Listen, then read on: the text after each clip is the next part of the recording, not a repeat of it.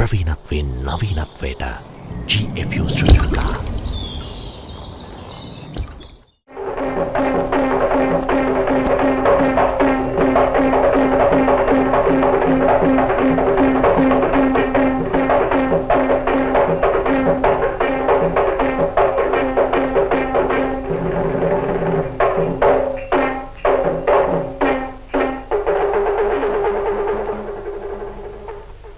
The first anniversary of independence in Ceylon is observed throughout the island on February 4th, 1949, with great enthusiasm and devotional fervor. A marathon race in which young men from the four corners of the island will carry messages of goodwill to the Prime Minister, Mr. D.S. Senanayake, forms one of the principal features of the colourful celebration. Amidst memorable scenes, from Dandra, the city of the gods, the southern relay commences on the night of February 3rd. Inside the temple, at the revered seat of Vishnu, the guardian deity of Lanka, ancient ritual is observed and the blessings of the god invoked before the message is handed over to the first runner. The marathon is a parable of cooperation, a test of sustained endurance, and an example of eager determination. Scenes of rapturous enthusiasm prevail as the youthful stick players dance to the beat of the Kandyan drum. Though not in the Spartan manner and mission, in our own land the story is told of a floral relay from Magama in Ruhuna to Anuradhapura, where runners brought offerings of flowers to the Ruang Valley Dagaba. Conceived by the Minister of Finance, Mr. J.R. Jayawardena, the purpose of the marathon of 1949 is not victory but unity, not competition but cooperation. The message is now handed over to the first runner, who emerges from the crowd.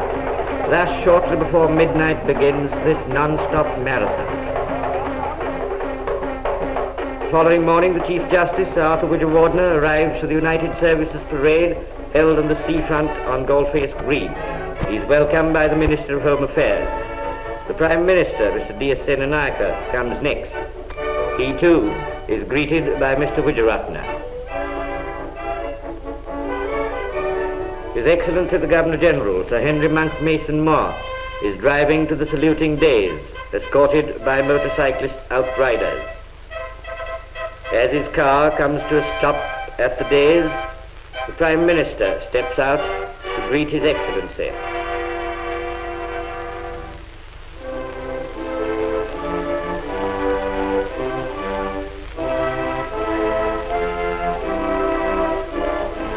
The parade is on. The bands of HMS Birmingham, the Ceylon Light Infantry, the police and the Royal Air Force swing past the days where His Excellency takes the salute. Parade commander is Colonel Mendes, the 1st Ceylonese Commandant. Behind him comes a detachment from HMS Birmingham, followed by the Marines.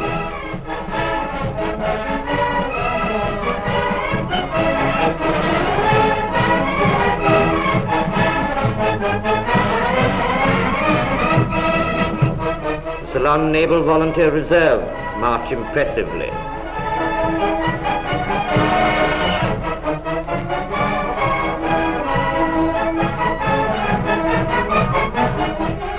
The United Kingdom Army in Ceylon.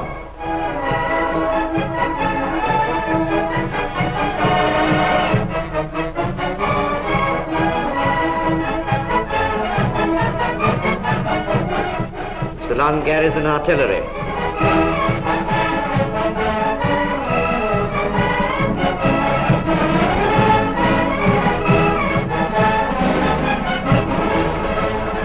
Ceylon Engineers.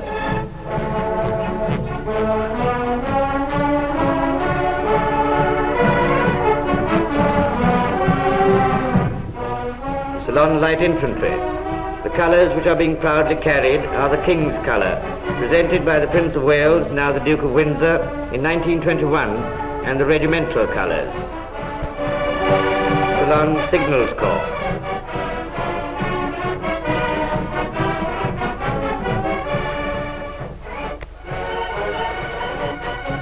Ceylon Army Service Corps. The Saluting Battery. The men of the battery stand like graven images, stiffly at the salute, as the jeeps drive slowly past the dais.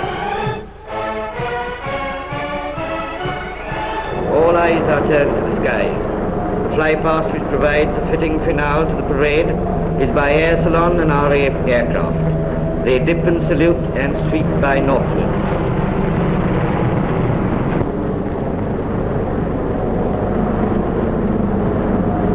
The Lion flag of the Dominion of Lanka and the Union Jack flutter in the breeze. The guns of the saluting battery boom out, splashing the seafront with spasmodic puffs of smoke. The salute brings to a close the United Services Parade, which was watched by large crowds. His Excellency the Governor-General is leaving, while a royal salute is accorded to him.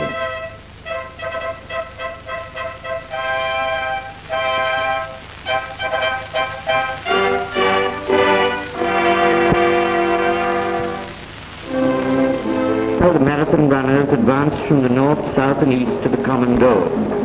Here are the runners from the south passing the massive Kalafira Bridge. Popular rejoicing marked the progress of the race throughout the land. At the site chosen for the Independence Memorial at Torrington Square, ancient ritual was observed in the inauguration ceremony that took place there at the auspicious hour, a ceremony dating back to the pre-Buddhistic era. The foundation stone, receptacle for the messages that will be embedded here. A procession of Candian dancers and drummers set out to the octagonal site, decorated with pandals, where the foundation stone of the Independence Memorial will be laid later in the evening by the Prime Minister. Sir John Kothalavla, Minister of Transport and Works, performs this ceremony. Sir John, accompanied by his ministry officials, enters the octagon, carrying a silver plate filled with jasmine flowers. In it lies a small, richly carved silver box containing the 9 precious gems, the 5 metals and the 5 oils, and a Sannasa, inscribed scroll, which states that the memorial is erected to commemorate Ceylon's independence and invokes the blessings of the gods for the prosperity and security of the people. Sir John lowers the foundation stone.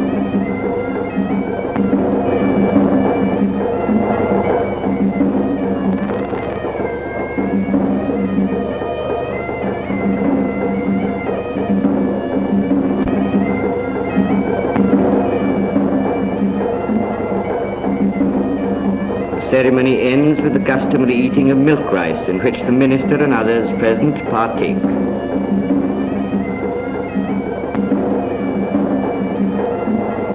As the runners from the north, east and south converge on the city limits, a start is made in the western race in which the first runner takes off from the goal face. The marathon symbolizes a unity of purpose, a unity of cooperative effort, a unity of class, creed and community, a sense of advance to a common and definite goal, and a spirit of sacrifice for the common good. At Torrington Square, 400 girls dressed in spotless white march in, escorting the 4 girls representative of the womanhood of Lanka, who are to receive the messages brought by the marathon runners.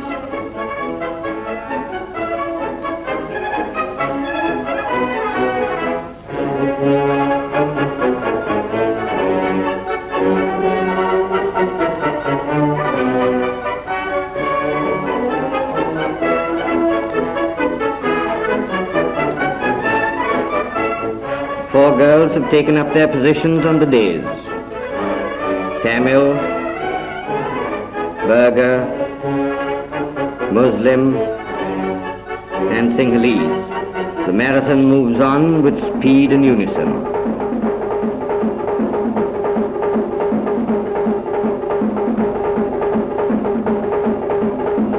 The 4 of Ceylon's champion athletes, drawn from the 4 major communities, fell the honor of running the last lap. They sweep on, 4 abreast at an even speed, each one in step as a team, symbolic of the cooperative spirit in which their destiny must be fulfilled. The vast gathering rises and cheers as they arrive sharp on time.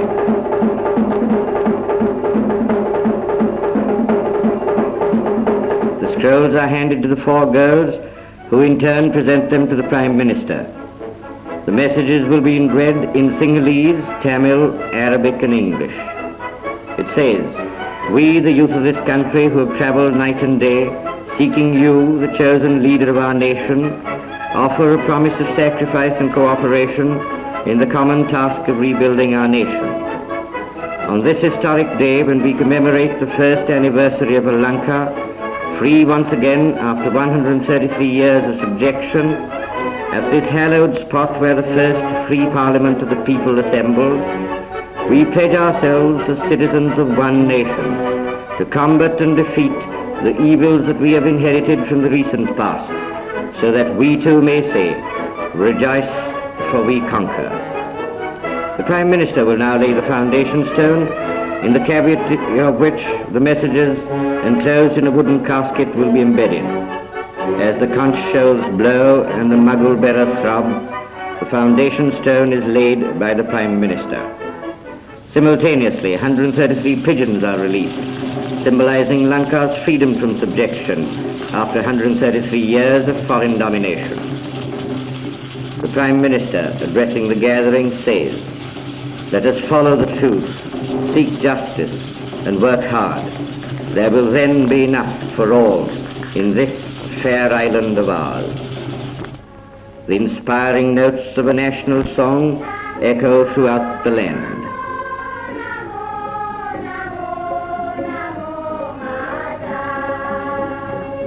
As true citizens of their country, the working people of Lanka are bending all their efforts to reach the targets of the government's 6-year plan for the development of the national economy.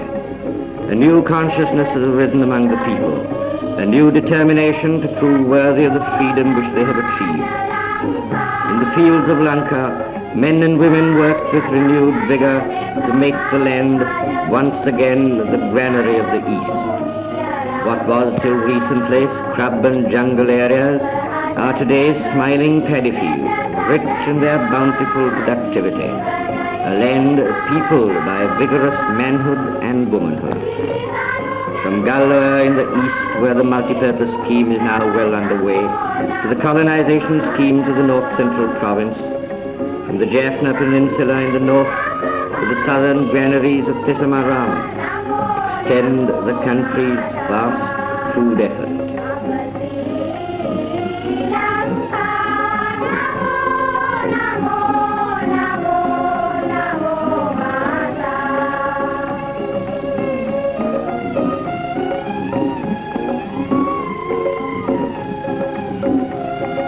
Lanka's magnificent mountain range, the rugged grandeur of the hill country, fern-clad gorges, and numerous waterfalls and sylvan glens, her swift meandering rivers, provide not only scenes of unsurpassed beauty and charm, but the rich sources of cheap power for the industrial prosperity of the country.